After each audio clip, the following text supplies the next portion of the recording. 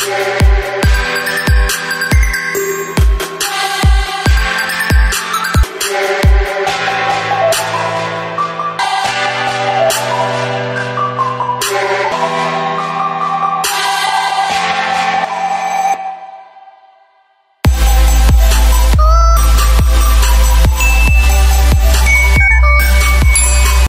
na gumising sa amin si Daddy Chris guys kasi nag-asikaso na siya ng inumin namin kape. Tapos ayan kami ni Pieces kadol-kadol muna. Ayaw pang bumangon kasi nga ang lamig. Ang sarap pang matulog.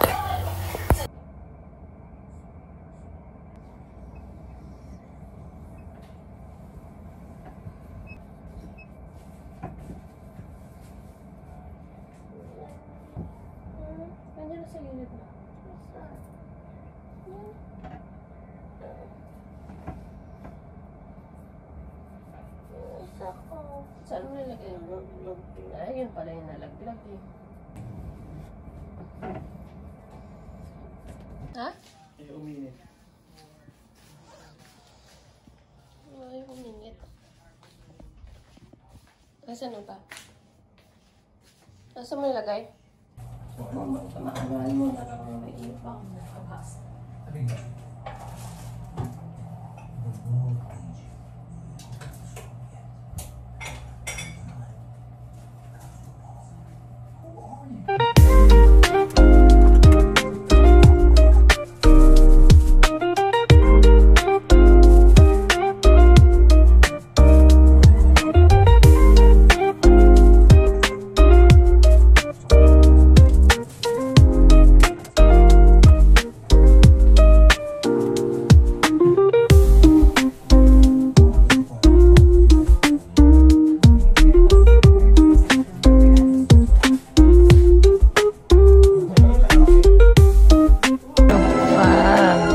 Na ako guys.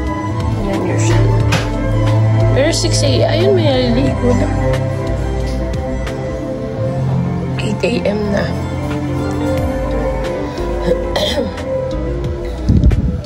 Tulog ng mga tao. Good morning. Breakfast na. Coffee. Nanood pa kami na Netflix. Alas 9 na guys. Kaya nagre-ready na rin kami. Pero sila Scrabble. Liligpit na kami guys. Ayan yung mga gamit. Next time mag-ano ako. Mag-luggage na lang kami para isang bitbita. Babaan nyo muna ako. Basura. Ay muna tayo. Magbubunas na ako guys kasi para makapagbilis na mauna na ako kasi may mga nililipitin pa. Hi guys! Ready na kami kasi check out na namin ng 12. Ayun, nasa 10 na. So nauna na ako maligo. And papalit na kami ng Cavite. Hindi na maulan dito ngayon sa Pasay guys. Medyo may silaw na, may init na ng onte. Hindi tayo sure sa Cavite kung umuulan pa doon. So anyways, nag-ano na ako, nag-skin prep na ako. Teka, wala ko ng camera natin. Ayusin natin. Please bitin daw yung stay dito.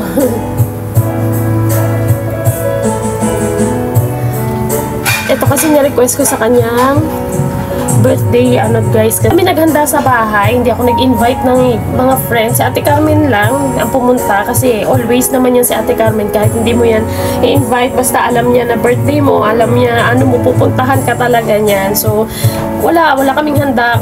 Anong 25, nag-ihaw lang si Daddy Chris ng fish. Tapos, tawag dito? Yun lang inulam namin. Tapos yung mga bata, binilan ako ng cake, yun. Tapos nagluto pala si Daddy Chris ng pansit. Kasi nag-book kami dito ng staycation sa Pasay. So, yun yung ating birthday ganap. Sobrang happy guys. Sobrang satisfying. Satisfying sa feeling. So, next time ulit. Nakakatanggal siya ng stress kahit paano, nawala yung anxiety mo, nawala yung mga problema mo kahit papano, na-relax, yan. Maglalagay lang para tayo ng foundation. Pauwi na rin kasi kami. Ayan, ang gamit ko guys is yung 6-in-1 na Blue Mates foundation.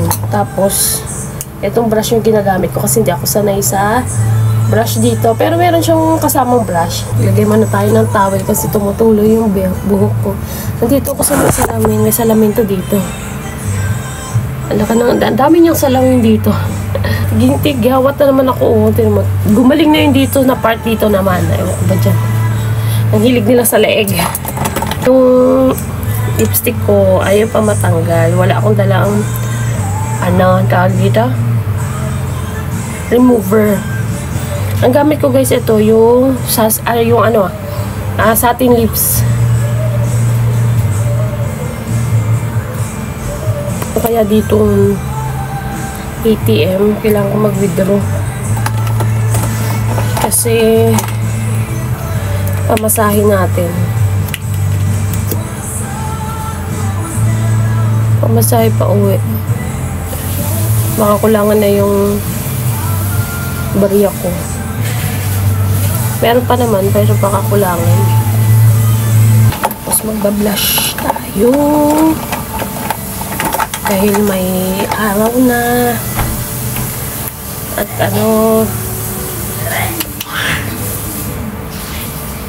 lalagyan na tayo ng blush. If I could have nag-aano si Daddy, sound trip. Gamit ko guys yung kay Hati Cosmetics na free lang to eh. Yung free niya na ano yun to? Lip cheek and lip. So, papatungan ko yung aking lip stain ng transfer proof na Focalure. Ito yung shade na PK02. Papatungan na natin kasi masyadong red. Sobrang smooth na ito gamitin. Yan. All done. Ganda na yan guys. Kina! Baba na kami guys. Shell, Decal, and others is Decal. Nakapag-out na kami guys. Dito na kami sa baba. Mag-ano lang, mag-relax lang muna. Sabay babiyahin na. Ganda ng view. Si Princess. Awi na guys. Bye.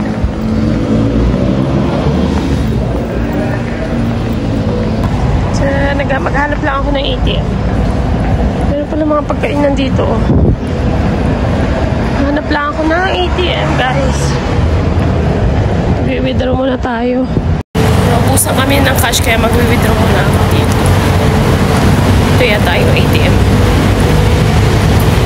Ito may ATM dito. Pop yan eh.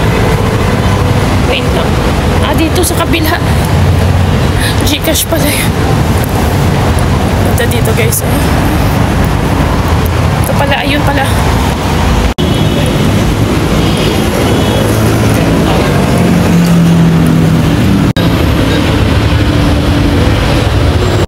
Balik na tayo guys. Done na ako.